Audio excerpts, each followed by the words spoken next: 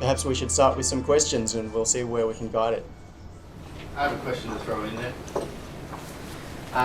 Part of the conversation, and as I heard Avatar mention about this human template, what if it was in reverse? What's the morality of testing with humans and adding their template to humans?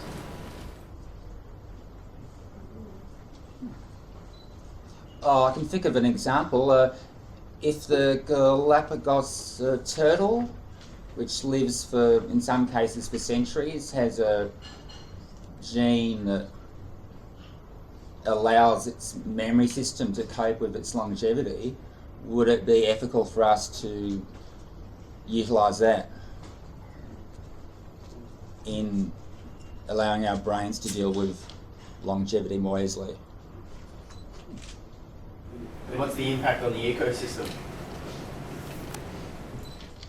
Of having humans live longer, or bringing other sentient beings into a more awareness, having more awareness of themselves and how to fend for themselves and feed themselves? And I don't know, will they need public transport, those types of things? Well, it depends really on how much you believe in Drexler, because and automation and 3D printing and its extensions.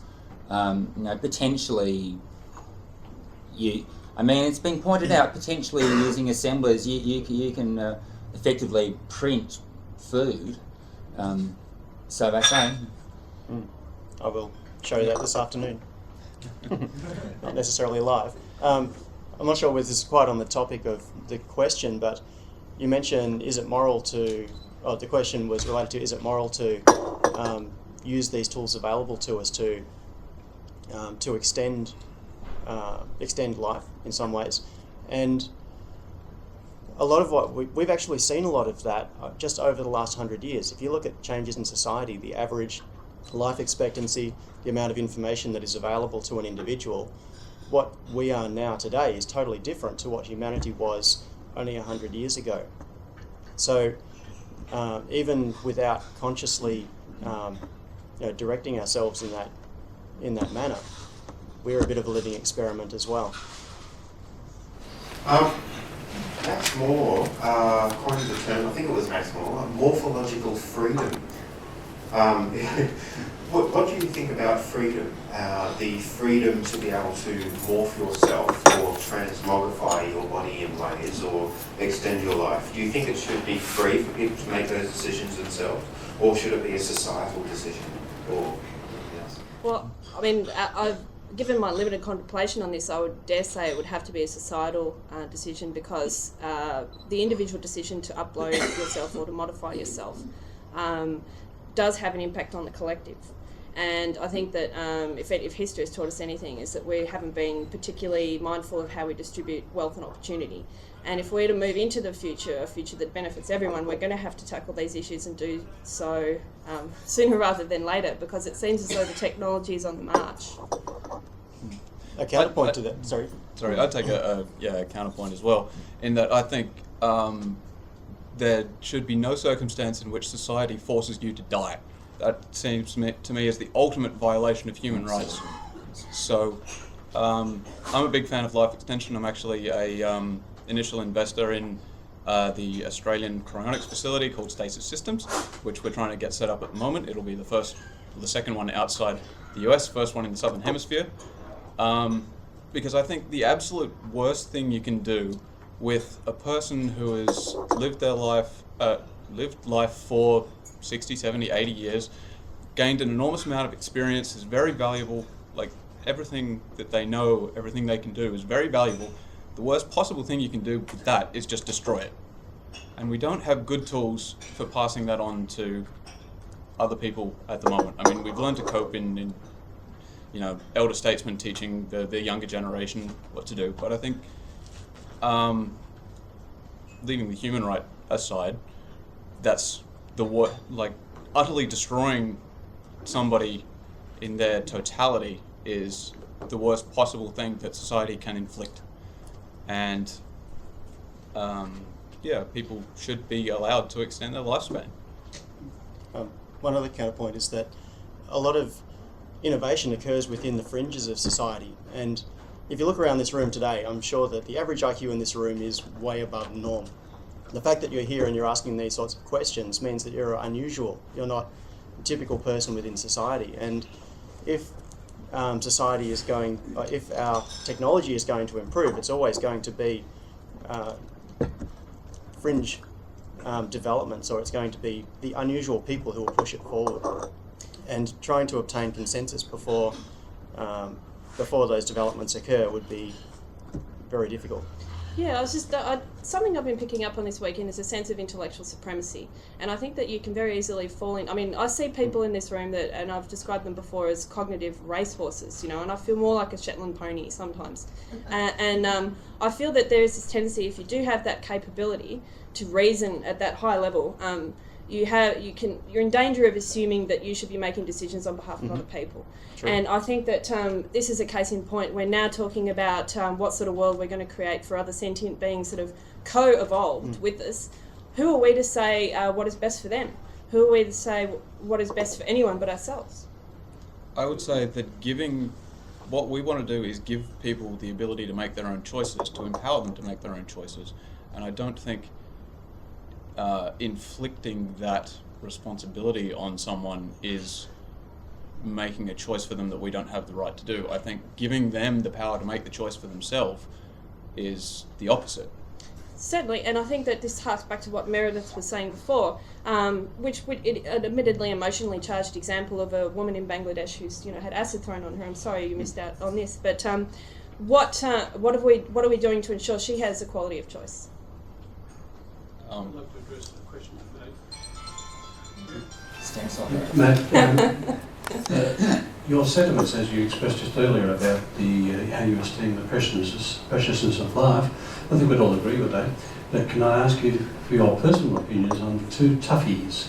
What is your view of the death penalty for murder, for example? And what is your view on abortion for personal reasons or for a woman who has been raped? Well, may I take that one? I've actually, in the past, been a reproductive rights advocate, and I do believe that we do have the right to self-determine what we do with our own bodies, and this is why transhumanism is particularly interesting to me, because I don't personally feel that the state. This is what trips me up, because I don't really feel the state should have, authority over these autonomous decisions. So, but that I feel has to be balanced with the good of the collective, so that's, you've wedged me right there. I personally don't believe in the death penalty, no. Yep. I don't believe in the death penalty either. I think the only legitimate reason to take a life is if that person is presenting an imminent threat to somebody else. A very serious one, potentially fatal, or permanently psychologically traumatic, for example. I think on the issue of abortion, then there's only two places you could draw a black and white line, which is at conception, where the Catholic Church draws the line, and at birth, where the line used to be drawn. But those are two extremes that really don't work in most situations, because the viability of an embryo or fetus outside the mother's womb is moving back and back and back as medical technology advances. But I don't think you can say that a newly fertilized egg is a person, because until it's a blastocyst, and there's several stages in development. There's, for example, in stem cell research, the blastocysts that they use there have not made the decision whether they are going to be one person or split into twins at that point. So you can't say that that is an identity, that is a person, if it could potentially be two people still at that point. And so personhood is a very, very tricky thing to identify. What's his name? Peter Singer argues that infants aren't even complete people, they shouldn't be entitled to full personhood rights at that point, and that's obviously a very emotionally charged issue. But yeah, so the short answer is yes. It's a tricky subject, but I'm not pro-life, as you know. I'm not against abortion. I think there are certain circumstances where it's warranted. And I think the death penalty is even gnarlier when you consider if you're applying it to an immortal. That's true.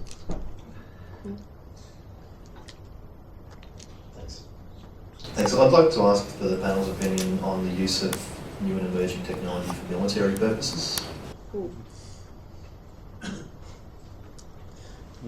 I personally believe it as a moral theory that armed forces should have a notion of protective shielding rather than offensive force wherever possible. And if we apply that across the board, you'll have a better set of outcomes. So, for example, instead of using an analogy, instead of shooting kangaroos in the head of a bullet, you shoot them with a contraceptive device. Or instead of shooting a protester with a rubber bullet, you fire nets over them, or similar notions. Well, as someone who has been a protester on many occasions, I think we need to sort out exactly how much legitimacy the state has in controlling our behaviour and impacting on our autonomy.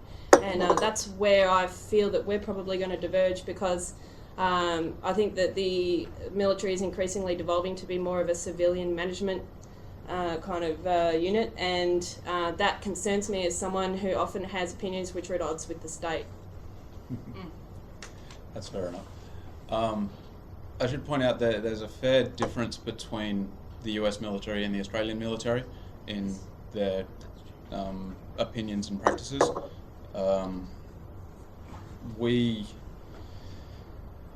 example, at the beginning of the Afghan war, there were no military robots in the field, except for like 1 or 2 bomb disposal bots. I think we've got a few of them, but within, I think, 4 years, the US military had 5,000 robots in the field, and now there are more and more things like unmanned aerial vehicles, which drop precision guided weapons on people that are controlled by a guy sitting in an Air Force base back in Kansas, who goes home to his wife and kids every night after having killed several dozen Afghanis or Iraqis.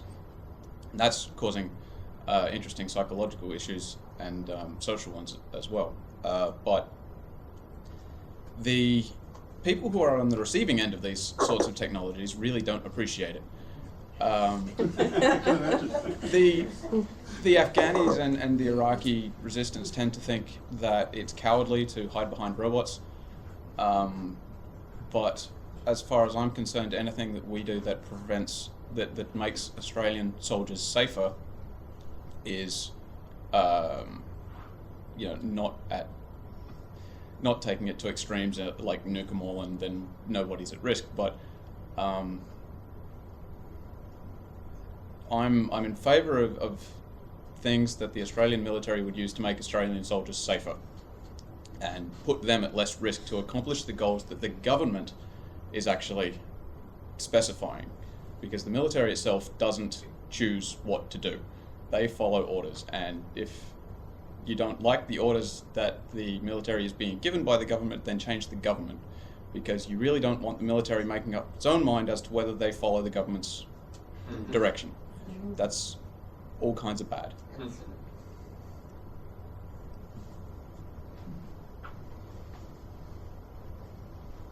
Avatar, you spoke about the idea of immortals orbiting red giants.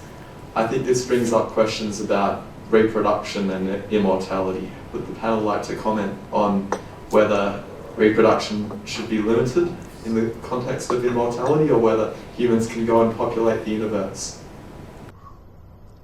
Well, strictly speaking, if you had a long period of time between having children, you might, if you're a conservative person and you had a conservative view of cosmology, as an immortal, there's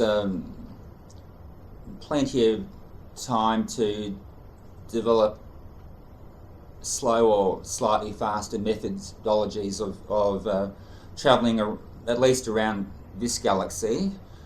For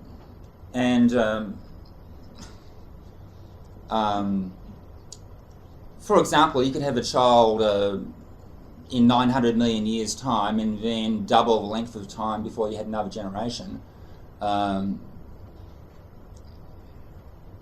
not entirely certain that you can really constructively talk about possible limitations to population growth until a more defined cosmological understanding is present. But I would say that the notion that you'll have simply exponential growth is, in the current sense that it's a Malthusian problem, it is probably a bit of an illusion, because, as was mentioned by the speaker yesterday, wealth by itself tends to reduce birth rates, and education does too, and also the ability to have children when you're older reduces birth rates as well. But I think the old-fashioned 19th century idea that you must have 8 children to be a real person or whatever is somewhat antiquated myself. It's an interesting question, like, because I currently work in youth services sector, and I know that there's this quite a building tension between opportunities for this generation and baby boomers they perceive to be reluctant to let go of their grasp, like white knuckle grasp on power. So I think that if you extrapolate that out, people that refuse to die may antagonise people who biologically come into being and who want to enjoy the same privileges and opportunities. This also raises an issue. You're talking not 2 years down the track, you're talking a fair way down the track here. It raises the issue of what is an individual and what is reproduction when we're no longer necessarily physically within a body, and you can say you are one person and you are someone else. You're talking about a conception of a person that is something totally different to what we have today, and I don't think we can necessarily extrapolate from our current position. It's interesting with gender too. Like, I think that this, once you get into reproduction and once you're post-biological, particularly, and we were talking about this before, like as women, who are often, by virtue of our own biology, more likely to be, we give birth, So to me, to be liberated from that, like, tedious responsibility would be awesome. But I know that would be really quite controversial for large sectors of the population. I think it's worth noting in the short term that as historically as nations, as people's standard of living has increased, then the birth rate drops right off down to replacement levels or below, which has happened in most of every Western or developed world.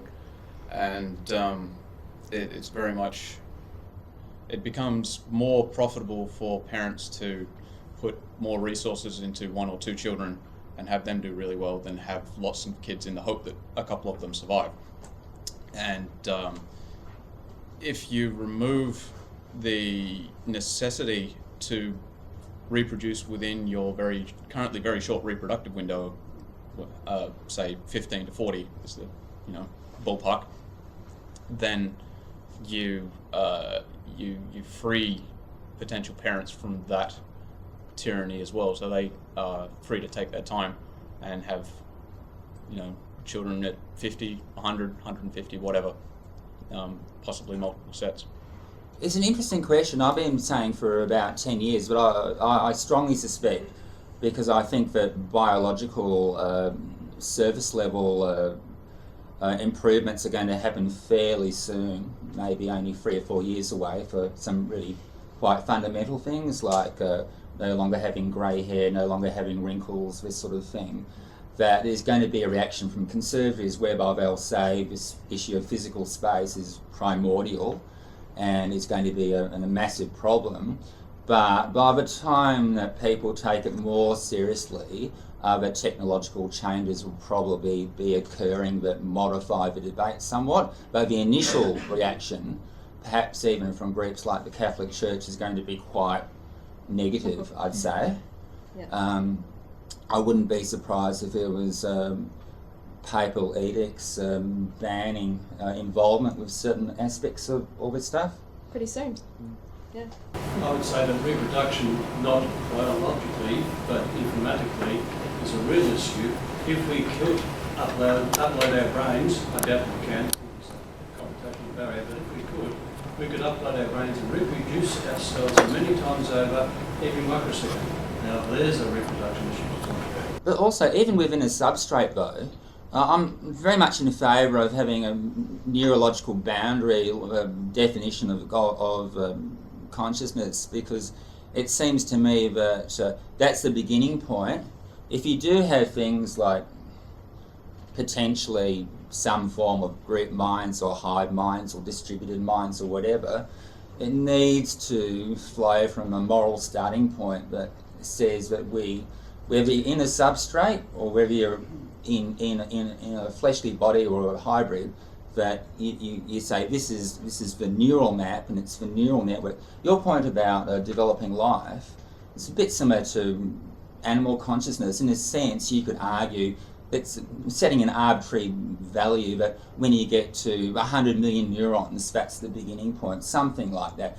In the transhumanist circles in the 1990s, people used to have argy-bargy about whether it was 10,000 neurons or 100 million or a billion, or it's somewhat arbitrary, but that's my feeling on the matter, that you do need to have a kind of minimum set to start with before you can make informed decisions about other arrangements.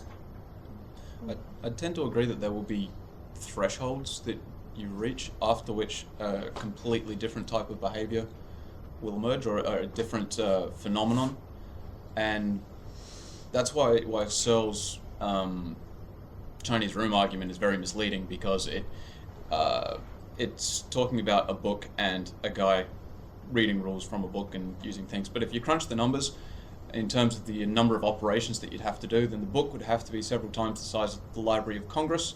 And if you work 24 hours a day for a 70-year lifespan, you'd be able to accomplish 3 seconds of human-level thought.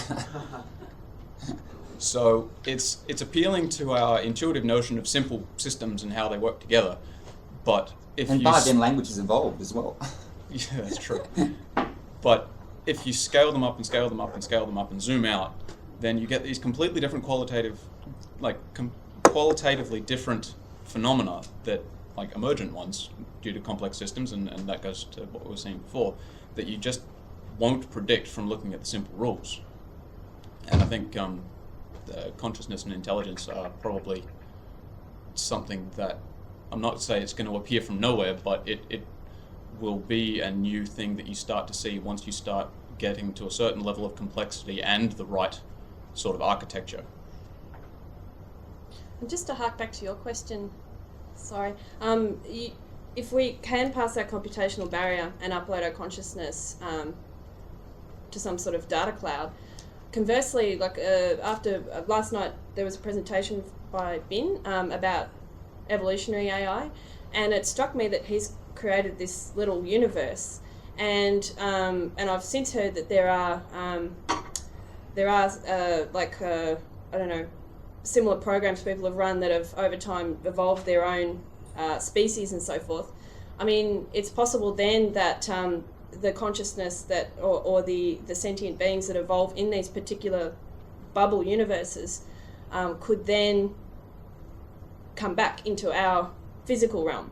And particularly with nanotechnology and stuff like 3D printing, I mean, theoretically you could upload yourself to a data cloud and then decide you want to be a cat, and then download yourself again in molecules using nanotechnology and all that. So the question is, I know it's amazing, isn't it? But should we be putting limitations on that? I mean, obviously the technology is far, far away, but to me it's interesting contemplatory fodder. I'm a conservative on the uploading issue. And this is a debate that was present in the 1990s too. I mean, I myself would require an absolute degree of continuity between my neural network now and any substrate that it ended up on, in other words, and that requires some time and finessing. If you simply duplicate, I mean, a lot of people in the 90s were arguing if you just duplicate it, even at the atomic level, by analogy, then it's you, and you can fall under a tank here. And but the conservative ones amongst us would say that's just a twin with your memories. It's not you. Someone who's got your memories, and they may have somewhat of the experience of being you, but you're under the tank and you're gone. Okay, question here. I've got a general question about all these discussions with transhumanism and the singularity. It also talks about what the world will be like and what we will be like post-singularity. It seems to me, having had a lot of these sorts of discussions in recent times, that there's a lot of talk about we'll be able to do this and we will be like that, and we'll be able to upload ourselves, we'll become immortal, all the problems of the world will be solved one way or another. But it seems to me like when we're having these discussions, we've travelled so far into the hypothetical and into the speculative and into the imaginative that my impression is that we're not really talking in a strictly factual sense anymore. And my question is twofold. Firstly, when we talk about these post-singularity things, what degree of certainty, what degree of probability are we assigning to these statements that we make? And then secondly, if we acknowledge that so much about post-singularity is unknown, are we entering into a contradiction here about saying that it's unknown and unknowable, but then going on to make all these statements that all happen? Well, I mean, there's this, coming from a strategic foresight perspective, there's this thing called futures traction, where you can dream up an endpoint and then backcast. So you could come up with the wildest scenario possible, and this is why science fiction is, in many ways, like what you could say a really incredible art form, because it opens up new paddocks of the mind, which enables us to backtrack. So, and a lot of new technology is forged from, breakthroughs made in science fiction. People backcast it. So I think it is useful to contemplate all these wild things because it does inform technological development, and it also informs the kind of moves we need to make in terms of putting safeguards or ethical frameworks in place if we are to guard the needs of the collective. To a certain extent, I think we're all like chimpanzees trying to reach this banana that's out of our grasp, and we go, wow, if I had more intelligence, I'd be able to reach that banana and all those bananas as well. But it completely misses the point of what you would actually do with more intelligence, which is, create human society and politics and art. So there is a certain extent, in fact quite a large extent, to which you can't predict what significantly increased intelligence is going to enable you to do. And all we can really say for sure is that it's going to change a lot of stuff. On that theme, I feel a little bit out of place being on this panel because it's a discussion about, this is coming down to the question of whether things are hypothetical and whether versus the practical. And my approach to this has been largely to stick my head in the sand and just try things, and not really necessarily think about the moral consequences, which is not necessarily a good position to take either. But I come from the eclectic empiricist approach of try it and see what happens. And so I think a lot of what Mathew is saying is correct there as well. We don't necessarily know what the outcome is going to be, and this is partly, and this is actually one of the things I consciously do when I'm working on new ideas or designs or new technologies, is you don't necessarily know what that technology is going to be used for, but I'm just interested in trying it to see if I can make it work. And a lot of the things that I've done have just been playing around with no real objective in mind. It's I want to see if I can make this thing happen that I've never seen done before, and then we'll see what comes out of it. I appreciate the answer. If I can maybe reiterate a point, there's certainly value in trying things to see what happens. I think that's the mechanism by which we explore the unknown unknowns. That's the only way we can do it.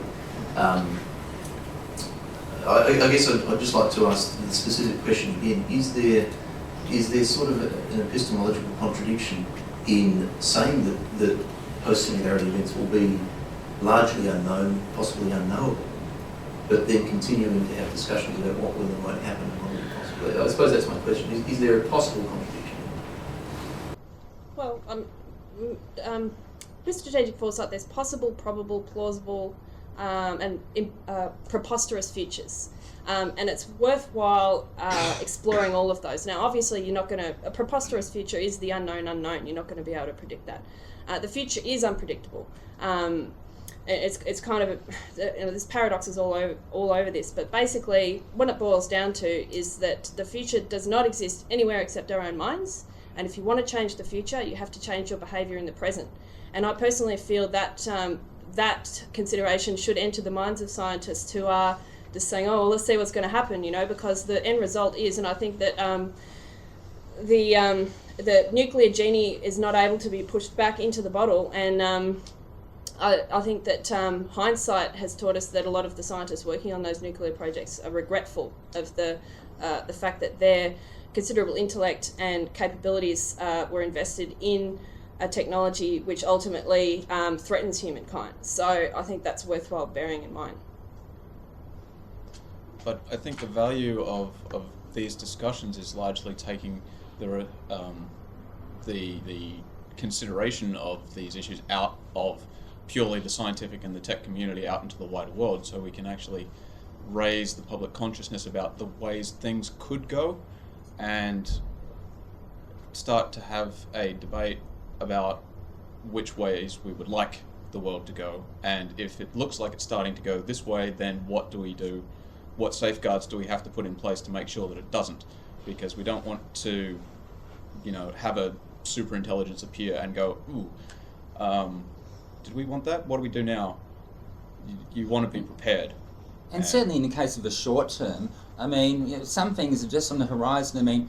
I've been predicting 3D printing of houses, and now an American company is starting to work on it. Queensland as well. And with the no more grey hair, no more wrinkles, Karl Krusninski as well, back in 1997, predicted in 2015 that would be occurring, and it looks like he was dead right. Spot on. I've been checking it recently, and it's all on the go. Animal experiments working perfectly, and you're about to start human trials and everything. So that is going to have an absolutely profound shockwave through the general community that may not be aware of any of this. When they start seeing their friends losing their grey hair and putting anti-wrinkle cream on and looking 10 or 15 years younger, it's never happened in human history ever. It's not like a facelift, it's a different thing. Yeah, there's actually I just found out about this on Friday, that there's a new product coming out. It's a tablet on this August, September, something like that, that is based on the Nobel Prize winning scientific work that an Australian group did on telomeres and telomerase, and yes. they've is that the same sort of thing? Yeah, it's supposed to actually, it's got a natural ingredient in it that contains this substance telomerase that basically extends the life of your cells and lets them, because there's a certain number of times that your cells can divide before they cuck it, and this extends that. It's like a brake pad. It stops the DNA from fragmenting, and in your sperm cells in your ova, they're immortal cells, so their telomerase repairs itself. Look, at the risk of sounding like a really emotive party pooper, I think that what we're talking about is really incredible technology which has the potential to really impact positively on humanity. And we're talking about using it to decrease grey hairs. And, we're also talking about this in a context where thousands of people die every day because of a lack of drinking water. So, perhaps we could explore the idea of using these technologies to create a more equitable world. And what's going to happen in North Korea with this stuff? What's the party going to say there? Does it only go to army people, to party people? There's lots of issues. Yep. I think the biggest reason is because that's where the money is. And historically, new technologies, the first generation has always been expensive and dehumanizing. A pain in the ass to use, like the first mobile phones. But the second generation becomes a little less painful and quite a lot cheaper, and so it's more widely distributed. And the third gen, or the fourth then starts getting dirt cheap and it's everywhere like mobile phones are now. And that's, obviously you want to accelerate the good that these technologies can do by getting them to the people who need them. But the real economic, if you like, they'll get there eventually. In the absence of assemblers, projects like the Reproduction project for 3D printing, which are designed to get enough industrial material to a village in Africa for $12,000 to make most consumer items, are really interesting ideas.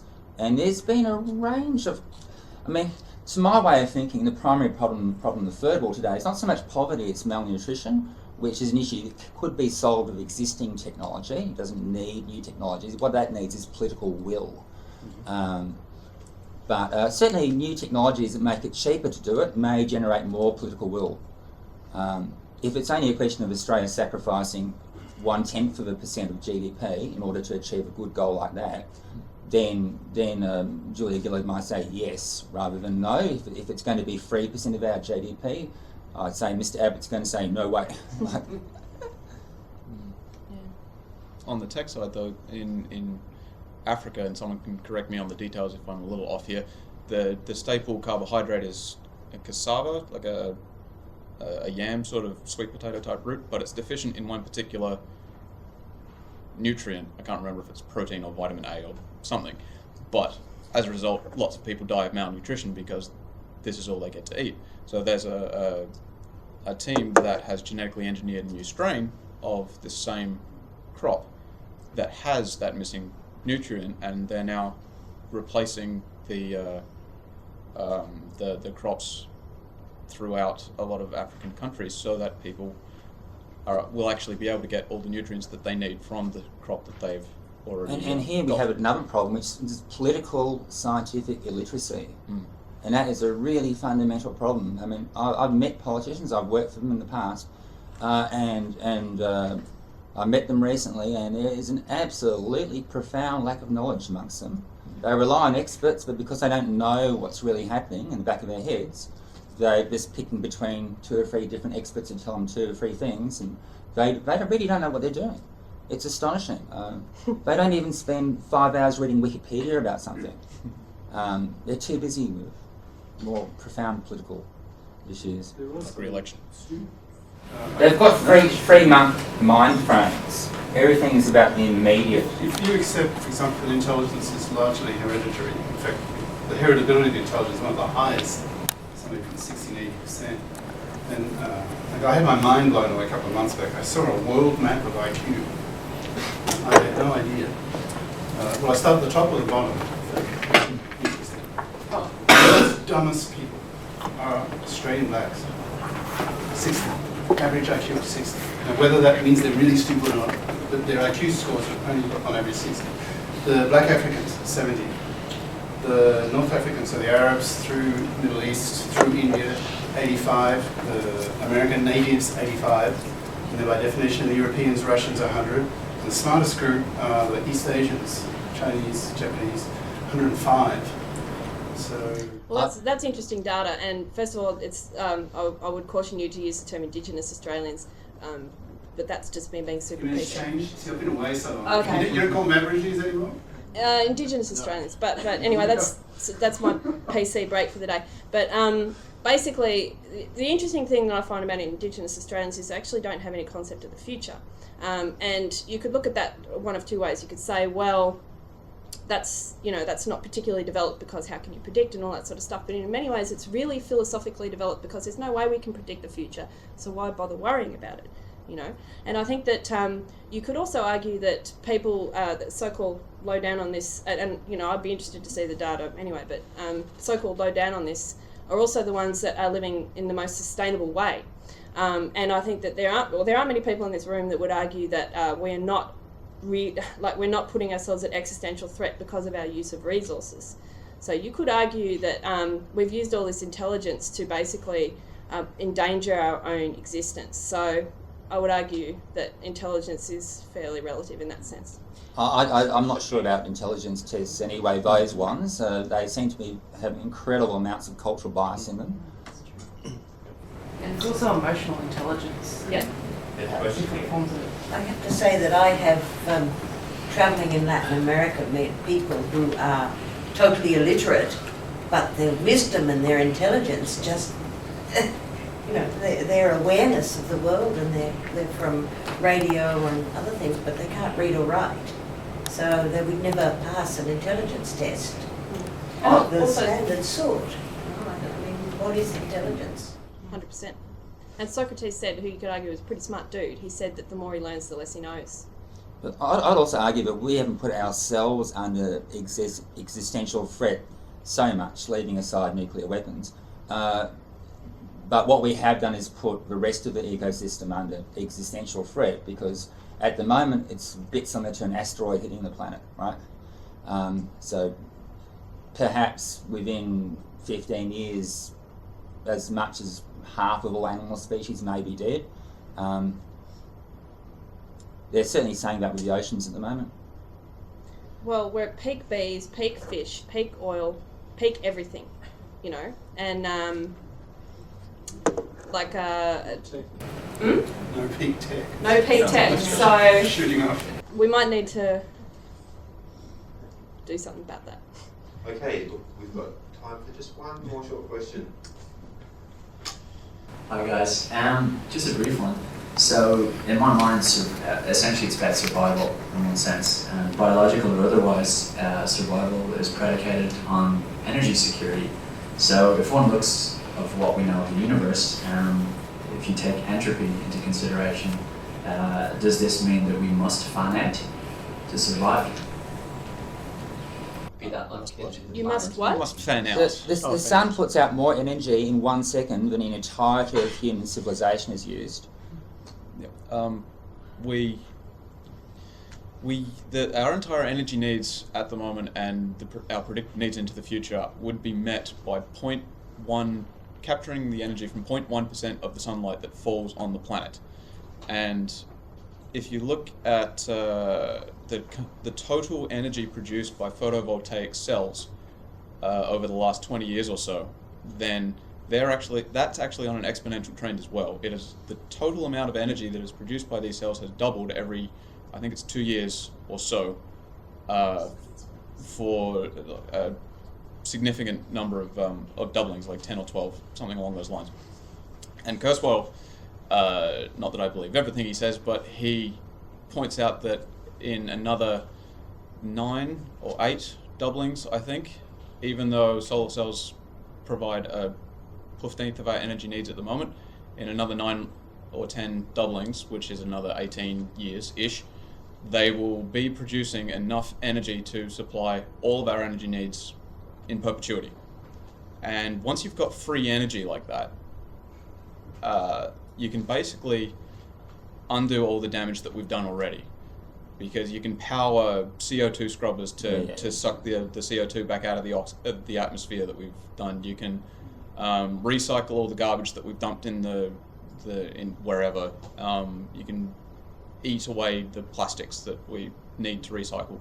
So there's sort of a peak of consumption per person that we'll hit. We may have already hit it, and then due to the increasing efficiency of the processes that we're using and the energy that we're creating, our footprint per person will go way down, and we'll be able to recycle basically everything that we use and not waste anything anymore, including energy and natural resources. It's not entirely free because you've got to construct it and maintain it. True. But also, I've been following it quite heavily for over a decade. Indications recently that efficiencies of up to fairly unbelievably 90% may be possible with some recent research anyway, particularly with developments from quantum dot technology, which would really speed up the process somewhat. There's always thermal pollution. I mean, if you consume huge amounts of energy, there's all X% of it will always end up as noise. It's just environmental heat, waste heat. And you've still got your global warming problem, maybe worse. Yeah. Around this energy question, The reason why we're consuming so much energy is because we've built an economic system that requires perpetual growth in order to fuel the consumer spending required to develop the technology that's hopefully going to get us out of this, theoretically, you know. So one black swan that I think everyone should consider in this room is that if that consumer spending stops, then the development stops, and because we developed such a highly complex system that's dependent on cheap and available fuel resources, if anything upsets that balance, then because the system is so complex, it might trigger a cascading collapse, which will put end to the really highly sophisticated technological developments that singularity will be dependent on. So that's one thing. Everyone in this room who's particularly invested in the idea of the singularity might do well to spend some time making sure that the biosphere we depend on remains viable in the long term. Yes. Excellent. Well, thank you very much for a very insightful panel.